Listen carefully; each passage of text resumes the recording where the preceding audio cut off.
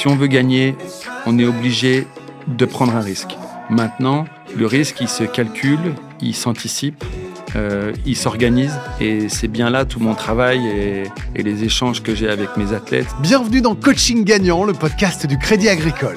Qu'ils accompagnent d'immenses champions, des stars de cinéma ou même des astronautes, les personnalités que nous allons rencontrer ont de nombreux conseils à nous donner. Désormais, c'est au profit de tous qu'ils nous livrent leurs secrets. Grégory Guénet est entraîneur de l'équipe de France de ski freestyle. Il coach les plus grands champions de ce sport, comme Tess Le 2 ou encore Kevin Rolland, porte-drapeau au JO de Pékin 2022. Comment les accompagner à surmonter leur peur, comment les aider à battre des records, Greg Guénet est avec nous pour en discuter. Bonjour Greg. Bonjour. Vous êtes en forme ? Très bien. Bon, on est heureux de vous Merci. accueillir. Vous êtes donc entraîneur de ski freestyle depuis des années. Alors, on va commencer par le palmarès, parce que quand même, quand on s'occupe de champions, quand on est entraîneur, c'est quelque chose de marquant. À votre actif, 4 médailles olympiques, 9 médailles aux championnats du monde et 22 médailles au Winter X Games, une compétition majeure dans votre discipline, les fameux X Games d'ailleurs, il n'y a pas toujours le mot winter devant. Quand j'énonce tout ça, est-ce que ça fait plaisir ? Est-ce qu'on se dit « Ah, j'ai bien bossé ?» C'est quoi les sentiments ? La première chose que ça me met en tête, c'est de me dire que c'est des super souvenirs à chaque fois et que ça commence à faire longtemps que je suis dans le circuit et ça me rajeunit pas tout ça. Alors, vous êtes entre autres le coach de Tess Le 2. Ce nom vous dit peut-être quelque chose, sûrement quelque chose si vous aimez le ski acrobatique. En 2017, alors je me permets de faire un petit peu son CV quand même pour rappeler l'extraordinaire jeune femme qu'elle est. En 2017, à seulement 16 ans, elle remporte sa première épreuve de Coupe du Monde. Alors, en 2020, elle est prête à s'élancer aux X Games. Et puis 10 secondes ou 15 secondes avant le départ, on n'est pas à 5 secondes près, elle se dit, je vais tenter une figure que j'ai jamais réussi à l'entraînement. Oui. Qu'est-ce qui se passe dans sa tête ? Est-ce que vous étiez au courant ? Est-ce que vous en aviez parlé avant ? Alors, la prise de risque à ce moment-là, c'est un truc qu'on a éventualisé bien avant, à l'entraînement, quelques semaines ou quelques mois avant. On a préparé tout ça, mais Tess ne l'a jamais fait, vraiment. Ça veut dire qu'on en a beaucoup discuté. On a préparé techniquement tout ça avant l'hiver. On l'a préparé aussi mentalement. Et puis, on s'est dit, si un jour on en a besoin, ce saut-là, on le sortira au moment voulu, au moment nécessaire. Et c'est arrivé ce jour-là, la finale des X Games. Je suis avec elle au départ, comme toujours. Et puis, elle a fait tout ce qu'elle pouvait faire de mieux. Il lui manque quelques points à grappiller. Et puis, on se regarde au départ et elle me dit, on y va. Et je lui demande quoi, parce que sur le moment, je ne vois pas de quoi elle voulait me parler. Elle me dit, on y va, on le fait. Et voilà, je vois dans ses yeux qu'elle a la pêche, qu'elle y croit, qu'elle est prête. Et puis voilà, puis elle s'élance. Et puis ça marche très bien. Et puis elle gagne. Il y a de la fierté à ce moment-là, quand vous la regardez, quand vous l'avez fait, en vous disant, il y a de la fierté, il y a du courage, c'est quoi le sentiment qui vous envahit ? Alors, moi, je suis très attaché aux relations humaines. Et la première chose qui me vient, c'est que je suis très heureux pour elle. Et puis, je suis très heureux du travail accompli. Et puis, voilà, je me rends compte aussi qu'on ne se trompe pas dans ce qu'on fait et que j'ai la chance, en l'occurrence, d'entraîner une athlète comme ça. Mais voilà, c'est vraiment un travail d'équipe pour un sport individuel, mais il y a toujours une équipe derrière des champions. Et à ce moment-là, j'ai toujours l'habitude de partager avec le kiné, le prep mental, le préparateur physique, etc. C'est toujours des moments de réussite individuelle, mais toujours en équipe. Et pour moi, c'est une saveur particulière. Il y a un moment où, quand vous croisez son regard, parce que vous avez parlé des 2-3 secondes de latence, est-ce qu'il y a un moment où vous vous dites elle est folle ? Mais pas dans le sens péjoratif du terme, hein, dans le sens waouh, elle m'épate. Non, je me dis pas qu'elle est folle, mais par contre, je vois dans son regard, puisque je la connais, qu'elle est prête et qu'elle a les dents qui règlent le parquet, comme on dit. Elle a envie d'y aller et que je sais aussi que mon regard compte, puisque son cousin Kevin Rolland m'en parlait aussi beaucoup. Quand ils me regardent au départ, ils savent si moi j'ai confiance en eux ou pas. Et du coup, la manière dont je les regarde leur donne de la force ou pas. Et dans ces moments-là, j'ai pas le droit de faillir. Donc voilà, je me souviens que c'est un échange de regards, ça va très vite. On a 20 secondes pour décider, mais voilà, c'est assez puissant. Alors, vous devenez entraîneur de l'équipe de France au début des années 2000. Mais en 2006, la fédération arrête de subventionner le groupe au profit d'autres disciplines. Vous êtes alors à l'initiative du Free Ski Project, avec des freestylers de renom. Alors, vous aviez commencé à évoquer Kevin Rolland, mais aussi Ben Valentin. Pourquoi est-ce que vous avez capitaliser sur le collectif et l'esprit d'équipe, alors qu'a priori, ces garçons et ces jeunes femmes, c'est pas je pense à ma gueule, mais ce sont des compétitions individuelles. Pourquoi vous avez eu cette envie ou cette idée? À l'époque, on se levait la nuit avec ces enfants-là, parce que je dis enfants, à l'époque, ils étaient tous très jeunes. Ils avaient tous entre 14 et 15 ans. Et on se levait la nuit pour regarder les X Games à la télé. On était à fond devant nos écrans. Et les gamins, ces gamins-là, je parle de Kevin, etc., et toute la bande, Ouais. on regardait ces compétitions-là et on se disait, mais si un jour on pouvait aller là-bas et si un jour on pouvait gagner ces compètes-là. On a continué à s'entraîner ensemble, tous ensemble en France. Et venu un moment où on s'est aperçu que si on restait en France et si on continuait à faire ce qu'on faisait, on n'avancerait pas. Et du coup, on a décidé de créer une structure indépendante dans laquelle on a tous mis des moyens financiers. On a fait une espèce de pot commun et on s'est tous professionnalisés avant l'heure parce qu'on a été le premier groupe indépendant de freestylers. Avec l'aide de sponsors aussi? Avec l'aide de sponsors, de mécènes, etc. Et on a pu s'offrir les services d'un préparateur physique, donc on était plus en forme que les autres. On a pu s'offrir les services d'un super bon kiné ostéo parce qu'on en a besoin au quotidien. Et du coup, ça nous a rendu plus forts, du coup, et légèrement en avance par rapport aux autres nations. Et ce qui a fait que pendant 5-6 ans, le temps que les gens nous rattrapent, on a eu cette avance-là et on a performé comme ça. Je reviens un peu sur cette notion de collectif, parce que je m'intéresse beaucoup au football, évidemment, par ma vie professionnelle, et je suis toujours un peu étonné du côté collectif de la chose. Il n'y a pas de jalousie au sein du groupe. Il n'y a pas de... C'est quoi? C'est une concurrence saine et ça pousse les uns et les autres à se dépasser. Alors, oui, j'ai eu entraîné 6 skieurs de très haut niveau. J'avais 6 athlètes différents, 6 cartouches, comme je dis, mais pour une seule même cible, un seul même objectif. Donc, que tout le monde se bat pour la même chose, sauf qu'il n'y a qu'une seule place pour tout le monde. Mais j'ai toujours eu la sensation que l'ambiance alors je dis j'avais, alors peut-être qu'il n'y a pas que moi, mais j'avais créé dans ce groupe-là, c'était que chacun aidait son copain.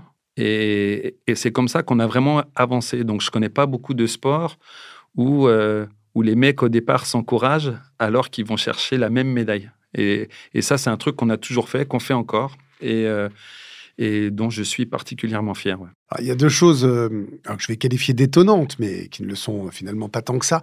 C'est que vous les connaissez évidemment depuis tout petit, parce qu'ils performent jeunes, hein, ces athlètes, de par leur inconscience, leur capacité physique, toutes ces choses-là, évidemment. Mais en même temps, le ski, c'est pas toute l'année. Enfin, a priori, c'est pas partout, tout le temps. Et est-ce que le fait de les avoir depuis qu'ils sont tout petits, ça change votre relation à eux? Il y a un côté entraîneur, coach et papa. Sur le fait que ce sont des enfants, alors bon, même maintenant, c'est plus des enfants, mais oui, je les connais depuis très longtemps, et la relation que j'ai avec eux, elle est profonde dans le sens où je pense que je passe plus de temps avec eux que leurs parents, et je pense qu'ils me disent plus de choses à moi qu'à leurs parents, ça c'est sûr. Puis après, c'est le rôle d'un coach et d'un athlète, on échange beaucoup et on essaie d'avancer, voilà, comme ça. Je dirais que c'est un peu la manière dont j'entraîne, c'est la relation humaine, la confiance, la prise de risque tous ensemble, etc. C'est vraiment ce qui nous caractérise. Alors, parmi les noms de sportifs connus, on va dire du grand public que vous entraînez, il y a Kevin Rolland, et on est obligé de reparler de ce qui lui est arrivé en 2019.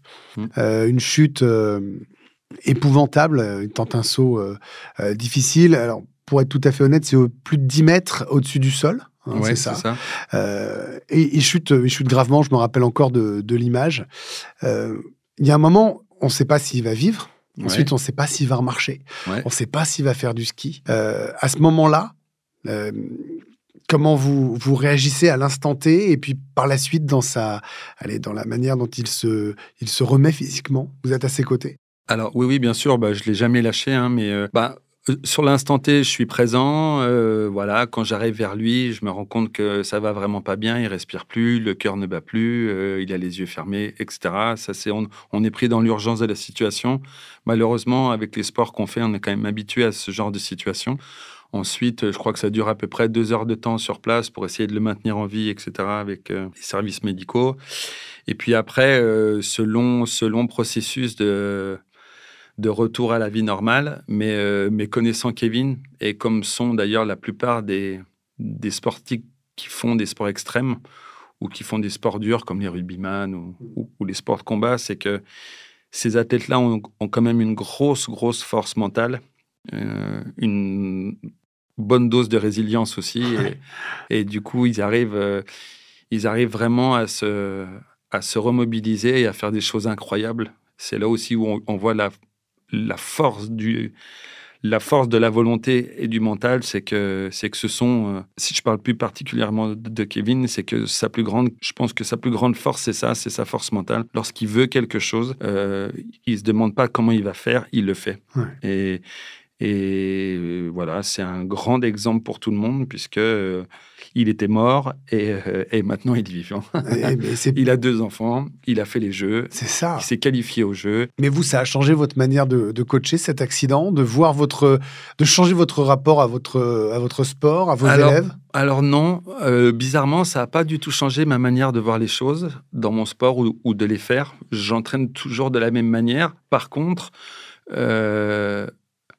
ça a changé la manière dont Kevin est revenu à l'entraînement après avec moi, forcément. Il avait plus peur que d'habitude, alors que c'était un mec qui n'avait pas trop peur en général. Mais mine de rien, il a géré la peur, on a géré la peur, on a géré les risques, etc. Mais quand il revient et qu'il vous dit on va aller faire les JO de 2022, ouais. Vous y croyez ou pas? Alors ça, il me l'a écrit en SMS quand il était encore à l'hôpital, qui venait de se réveiller depuis peut-être une semaine, parce qu'avant de retrouver à peu près sa tête, il a mis une semaine. Et il m'a envoyé un SMS, parce que moi, je lui avais envoyé un SMS justement quand il était encore dans le coma. Je m'étais dit, ça sera le premier message qu'il recevra. Et je lui avais dit, si tu veux qu'on aille au jeu, je te lâche pas. Et je me souviens, il m'a envoyé un message, il m'a dit, ça y est, je vais revenir, on va le faire. Et du coup, j'ai dit, je t'attends. Oui, mais ça c'est, si j'ose dire, c'est sur le papier. Enfin, c'est par SMS. Ouais. Mais entre les espoirs, l'envie, le conte de fées hollywoodien et la réalité. Ouais. Non, mais c'est parce que je le connais et que j'ai une énorme confiance en lui et je suis sûr que ça va marcher. Je suis sûr qu'il va se remettre, je suis sûr qu'il va retrouver ses qualités physiques et mentales et qu'il va essayer de le faire. Et enfin, moi, j'ai aucun doute à ce moment-là. Mais alors, le coach qui gagne, les élèves qui gagnent, là, la médaille, c'était pas l'objectif. Le but, c'était d'être au jeu, alors? Alors, dans le fond du fond, si on y réfléchit, pour Kevin, c'était la médaille, forcément. Il aurait espéré que les conditions météo soient pourries pour que les autres soient moins bons et que lui fasse une médaille. Mais il n'empêche que moi, la médaille que j'ai eue, c'est quand on fait les qualifications et qu'il croit il va pas passer en finale et qu'on est en bas de la piste et qui s'aperçoit qu'il est passé en finale. Et c'est la première fois de ma vie de coach avec lui, donc ça fait quand même 20 ans, je pense, à peu près maintenant, que je le vois pleurer. Et là, je me suis dit, OK, c'est bon, on a réussi le truc. Bien sûr. Le pari est fait, il est là, il est en finale des Jeux, il pleure de joie. Voilà, c'est gagné. Mais comment on fait pour leur faire comprendre où se trouve la limite? Comment vous faites pour savoir où se trouve la limite par rapport à ce risque dont on parle depuis le début de notre entretien? Et puis le fait de se dépasser, c'est quoi? Est-ce que c'est perceptible ou est-ce que ça n'existe pas? C'est au feeling? Alors, c'est un mélange de tout, mais le risque, on l'encadre dans la mesure où il y a forcément un moment où il faut prendre le risque. Ça veut dire qu'il y a un moment où il faut sortir sa zone de confort. On est coincé. Si on veut gagner, on est obligé de prendre un risque. Maintenant, le risque, il se calcule, il s'anticipe, il s'organise. Et c'est bien là tout mon travail et les échanges que j'ai avec mes athlètes, c'est comment on fait pour qu'au moment venu de prendre le risque, on met toutes les chances de notre côté pour que ça marche. C'est de la préparation physique, en tout cas pour le sport. C'est de la préparation physique au top, c'est de la préparation technique au top. C'est de l'anticipation, de la visualisation et puis une force d'équipe. Voilà, chacun son rôle. Le kiné, le préparateur physique, le coach, la famille, etc. Il faut être entouré. Il faut que l'ensemble de la vie soit stable. Et après, il n'y a plus qu'à prendre ce petit risque en plus pour que ça marche. Et on peut prendre ce risque-là et on se sent capable de prendre ce risque-là lorsque tout ce qui est autour est stable et vous encourage à le faire. La famille, le coach, le staff, etc., la forme physique. Est-ce que la clé, la spécificité du coach que tu es, c'est la technique, la relation humaine ou l'ensemble des deux? Alors, Je pense que c'est un mélange des deux, effectivement. Mais le côté de mon sport extrême fait que la relation humaine prend quand même le dessus, dans le sens où la mise en danger et la prise de risque fait que les athlètes que j'entraîne sont beaucoup sujets aux doutes et aux peurs. Et du coup, le côté humain que sûrement je dois avoir bien développé avec le temps, je pense que c'est la clé. Le fait de beaucoup parler, de beaucoup échanger, de beaucoup s'entourer, s'aimer. C'est vraiment ça.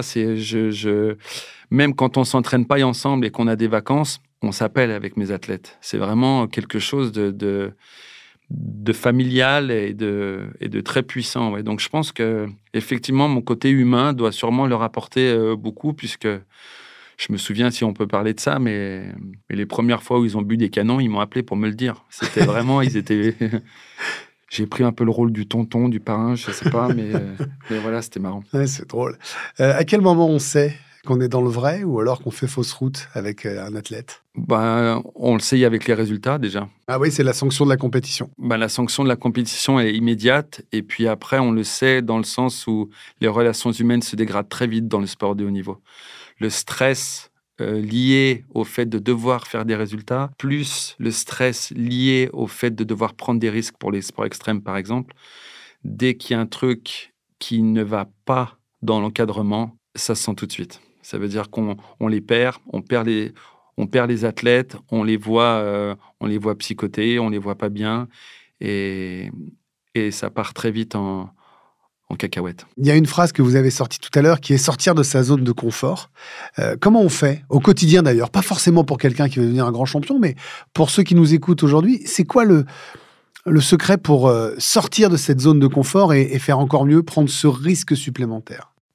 Je pense que ce qui nous fait plus facilement sortir de notre zone de confort, c'est l'objectif. Ça veut dire que si on sort de notre zone de confort en sachant que on va récolter quelque chose de grand, quelque chose de beau, quelque chose qui nous apporte beaucoup, on se lève déjà pas de la même manière. On peut sortir de notre zone de confort plus facilement. Et puis après, encore une fois, sortir de sa zone de confort, c'est plus facile quand on a un plan, quand on est organisé et quand on fait les choses correctement. Voilà, on échange avec les gens qui sont concernés et on construit des projets en commun. Et encore une fois, plus la base est stable, plus il est facile de sortir de sa zone de confort ou de prendre des risques. Merci beaucoup d'être venu à notre micro. C'était un plaisir de vous faire connaître peut-être plus grandement auprès du grand public. À bientôt. Merci, à bientôt. C'est la fin de ce podcast du Crédit Agricole consacré au ski freestyle avec Grégory Guénet qui était notre invité.